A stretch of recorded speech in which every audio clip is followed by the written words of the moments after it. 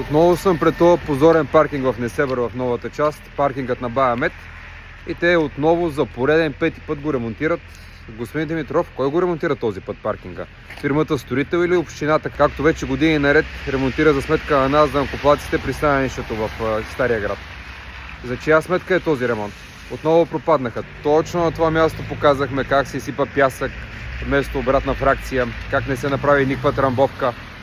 И да, истината е, че докато институциите в тази държава не заработят наистина и не започнат да наказват тези, които си позволяват да ощетяват общественият интерес и то в толкова големи размери, при категорично доказани неизпълнени елементи, хидроизолация на стоеност стотици хиляди левове, нищо да не се случва, това ще е положението, пък ние няма да спираме да изобличаваме тези, които се позволяват така нагло да злоупотребяват с обществен интерес. Се вземе долу да видим как е положението на паркингът на Бая Мед.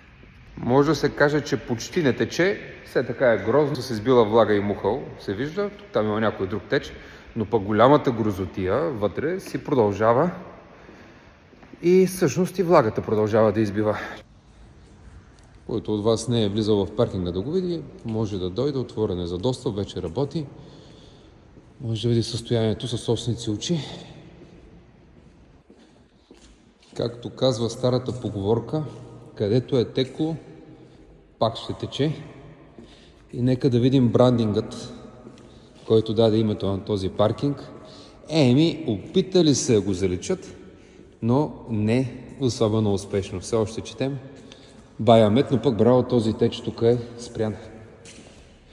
Нека да влезем вътре как е. Не тече върху машината за плащане, но пък тук е натекло, тук е мокро, тук има избила влага и същото и тук. Всъщност продължава да пие вода.